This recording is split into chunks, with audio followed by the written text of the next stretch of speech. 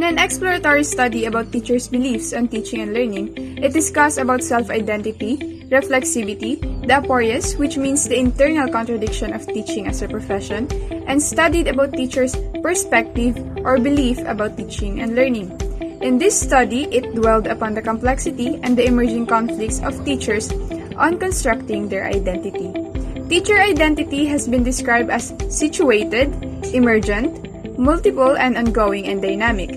It is said that it is difficult to develop and establish a strong professional identity due to the factors such as the complex nature of teaching, their biography, pre-service programs, and school culture.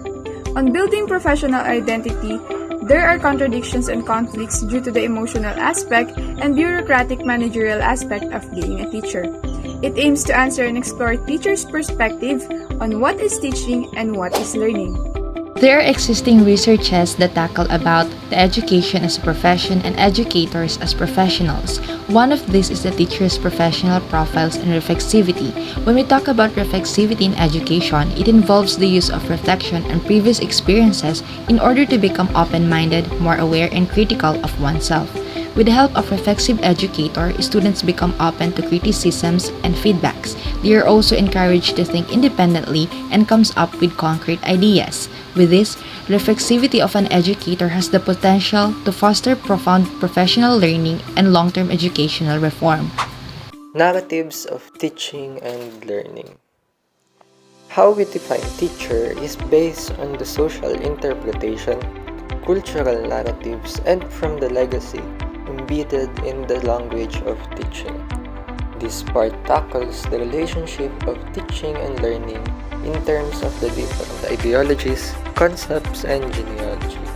This narrative is termed episteme, meaning the order of things by Foucault on 1994.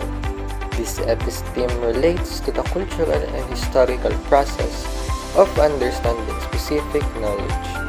The general concepts of teaching in the contemporary period is broad in terms of the different ideologies stated in Figure 1. Yet the very idea lies into the concept of why we teach and learn, how do we teach and learn, and to the question of what to teach and what to learn.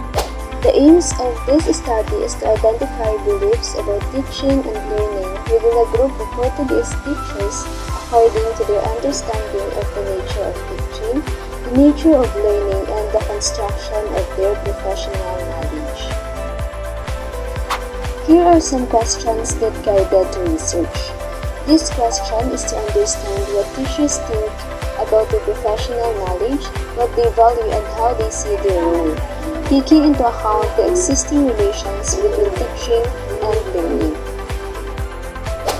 We also designed a questionnaire that comprised questions concerning conceptions about teaching and learning and professional knowledge.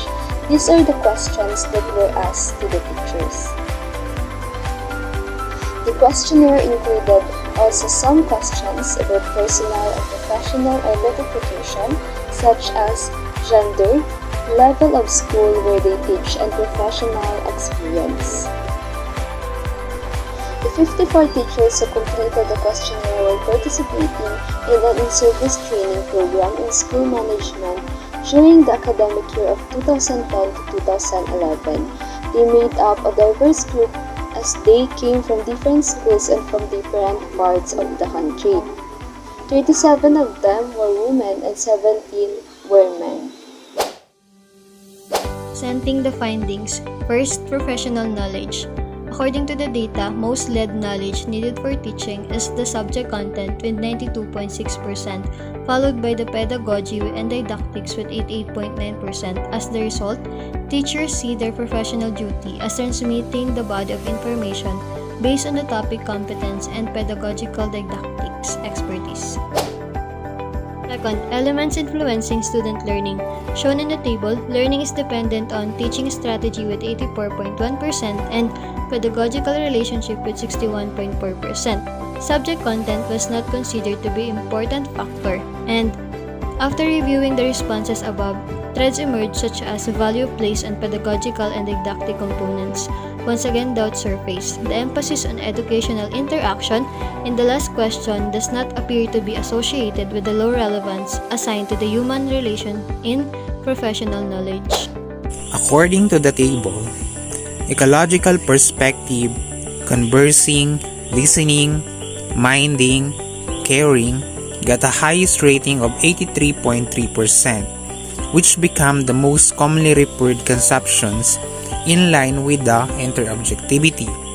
While, based on epistemes, the empiricist perspective, schooling, inculcating, conditioning, training, remediating, got the lowest rating of 5.6%. Next, teaching and learning, conceptions, relations, and condition.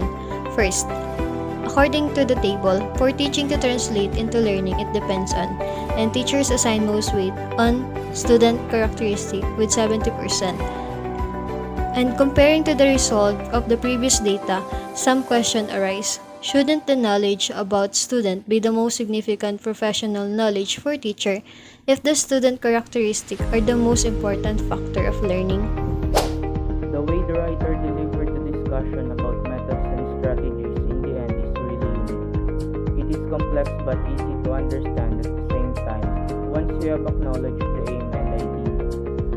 It is a wide topic to cover because there are plenty of complexities when it comes to individual ideas. But nevertheless, a very great article to help us understand